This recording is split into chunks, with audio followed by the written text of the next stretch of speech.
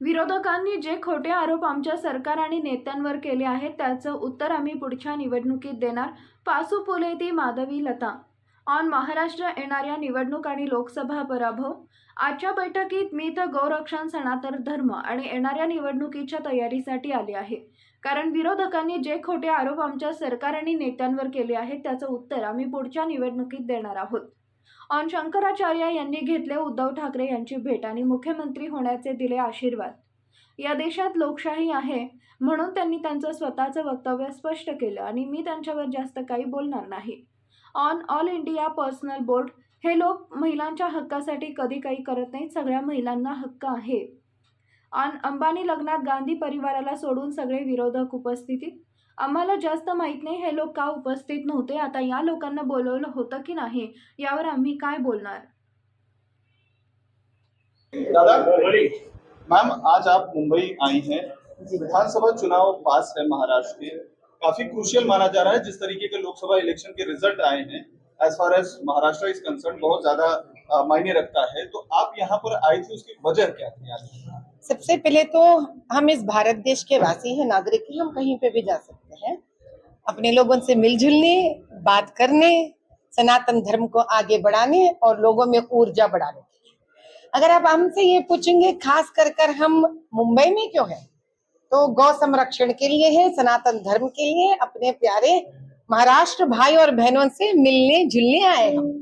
अब तीसरी मुद्दा बहुत अच्छा पूछा आपने हमसे कि जब एमपी इलेक्शंस हुए यहाँ पर, तो वहां तब भी हम लोग आके यहाँ पर काफी स्टार कैंपेनिंग किए। आने वाले चंद महीनों में यहाँ पर असेंबली इलेक्शंस होने वाले हैं। तो हाँ, आप जिस प्रकार से मैं सवाल कर रहे थे तो हमको लग रहा था कि शायद हमको काम शुरू कर देना चाहिए। हमें आपके सवाल से एक नया ऊर्जा मिल रही है आज कि हम अभी से प्रारंभ करेंगे काम करना, क्योंकि जो पिछले इलेक्शंस हुए हैं हमसे, उससे हमने एक सबक सीखा है। पूछिए क्या सबक है? कि अब के बार घी सीधी उंगली नहीं निकलेगी।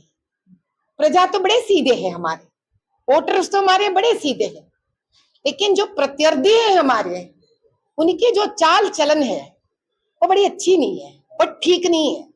जिस प्रकार से वो लोग मॉर्फिंग करके हमारे बड़े लोगों का वीडियोस छोड़ते हैं, जिस प्रकार के गलत गलत मतलब हमारे हर बात का निकाल कर प्रजा के दिमाग में एक गंदी सोच विचार डालने की हमेशा कोशिश करते हैं, अब की बार वो कामयाब नहीं रहेंगे, न रह पाएंगे। इसके लिए हम दिलो जान से काम करेंगे। सारा भाजपा भारत देश में एक बनकर काम करेगा और अब की बार हर वोटर तक हम पहुंचेंगे और उनमें एक ऐसा सच्चाई को जागृत करेंगे ताकि वो सतर्क रहे, इन देश के दुश्मनों के हवस बना आए और उनके बातों में न पड़े और देश को एक उज्जवल भारत की ओर लेके जाए। शंकराचार्य अभी मुक्तेश्वरानंद है, ये वही शख्स हैं, शंकराचार्य हैं, जिन्होंने प्रधानमंत्री नरेंद्र मोदी के द्वारा अयोध्या प्राण प्रतिष्ठा की जो रामलला की मूर्ति हुई थी उसका उन्होंने विरोध किया था। आज मातोश्री में उद्धव ठाकरे जी से उन्होंने मुलाकात किया है, उनको मुख्यमंत्री भावी होने का आगामी विधानसभा चुनाव में आशीर्वाद दिया है कि उनको मुख्यमंत्री के तौर पर देखना चाहते हैं। साथ ही उनके साथ जो पार्टी छोड़कर एकनाथ शिंदे अलग हो गए, उन्हें विश्वासघाती गैर हिंदू बता रहे हैं, वो उसको किस तरीके से आप देखते हैं? भैया, इस देश में जो फंडामेंटल राइट है, ये राइट के हिसाब से सभी को अपने अपने बात कहने का हक है। अभी शंकराचार्य जी मठाधीश पूज्य कुछ बात करते हैं तो मुझे विश्वास है कुछ दिनों के बाद वो स्वयं किसी न किसी दिन 1 मिनट के लिए बैठकर शायद सोच विचार करेंगे। हम तो अपने प्रधानमंत्री के सच्चाई और धर्म के पद जो लेकर निकल पड़े हैं, हम उसको मानते हैं, क्योंकि परसों अंबानी जी के विवाह महोत्सव में भी हमारे मोदी जी और मोदी भाई का संस्कार यही था कि उन्होंने नमन की है मठाधीश को। इसका मतलब है हम बड़ों को पूज्य तुल्य देखते हैं, हम उनके खिलाफ या उनके विरुद्ध में कोई बात नहीं करते हैं। यही सनातन धर्म का संस्कार और संस्कृति है। अब यही अपेक्षा हम बड़ों से करते हैं, वो सच्चाई का साथ दे और आशीर्वाद दे।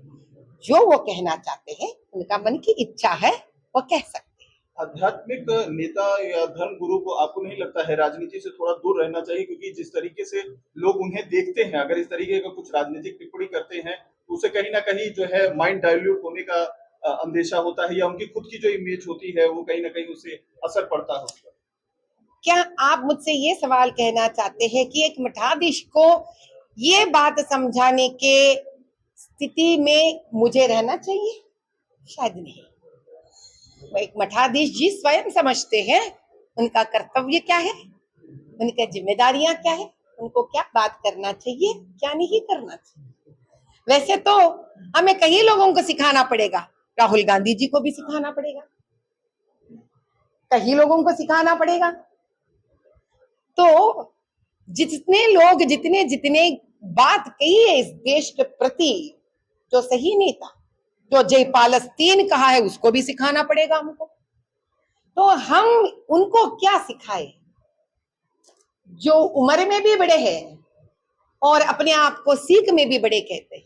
बस हम यही चाहते हैं और प्रार्थना करते हैं कि सनातन धर्म और हिंदुत्व और इस देश की शांति कामना को एक स्थिर रूप में रखने की प्रयास भाजपा करते आ रही है, करते रहेगी।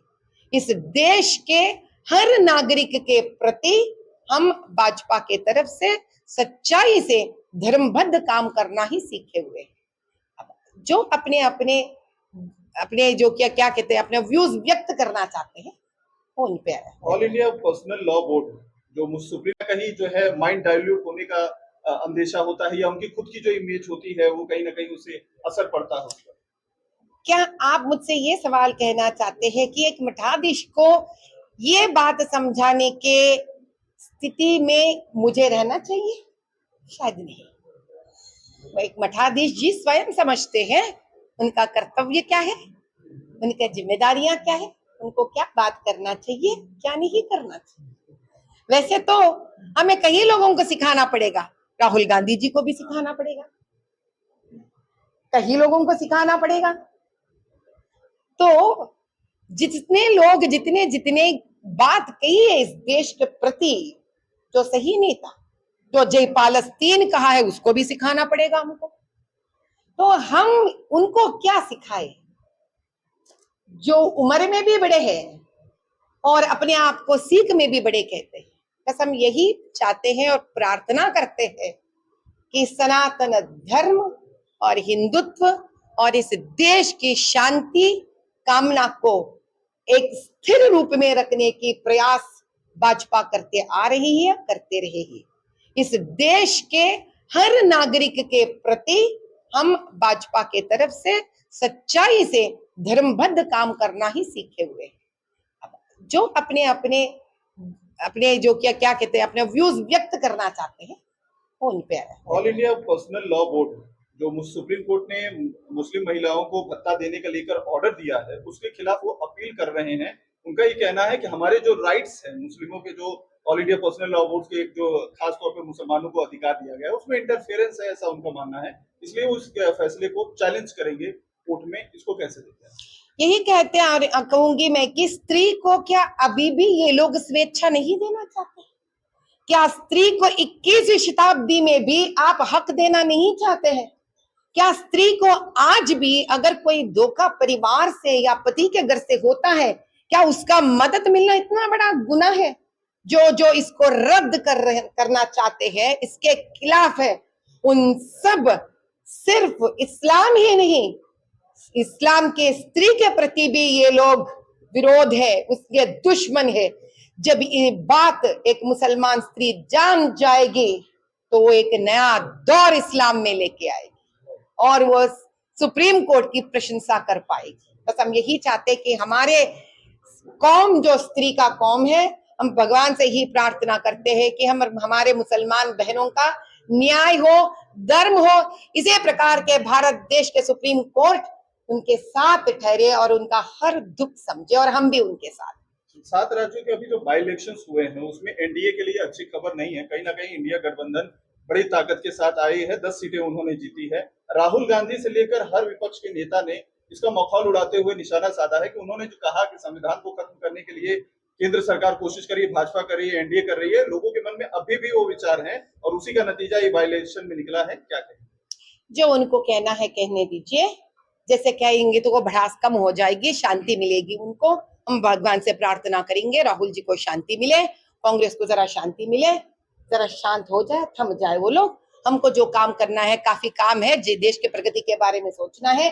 वो कितना भी तड़पेंगे, कितना भी फड़फड़ाएंगे, तो उनका तो अभी आने वाला नहीं है उनका प्रशासन राष्ट्र में। हमारा ही एनडीए ही रहेगा और हमें काफी काम करना है।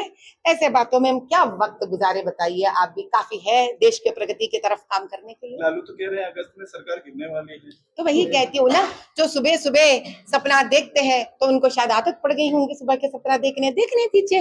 हक है सबका सपना देखना, हक है सबका कहना इस देश में।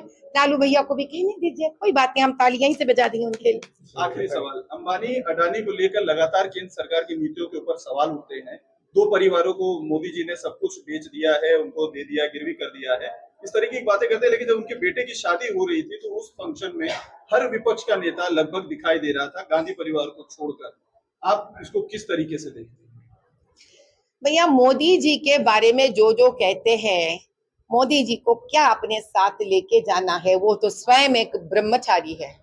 उन्होंने अपना सब त्याग कर देश के प्रगति के लिए काम कर रहे हैं। ना उनको मोदी अदानी जी साहब का आगे बढ़ने में कोई फायदा नहीं है, या उनको रिलायंस के अंबानी भैया आगे बढ़ने में कोई फायदा नहीं है। वो देश के प्रगति के तरफ सोचने वालों में से। इस प्रकार के विचार हमारे हैं, प्रतिपक्ष के अपने विचार हो सकते हैं। लेकिन अगर गांधी का फैमिली नहीं आई है तो मुझे इतना डिटेल्ड इंफॉर्मेशन नहीं है भैया कि उनको न्योता गया है या नहीं गया है। तो अपना अपना मर्जी है, कोई बुखार हुआ होगा, न्योता नहीं गया होगा। अब हर एक के शादी के बारे में बैठकर मैं कहाँ आपसे बात कर पाऊंगी भैया। धन्यवाद।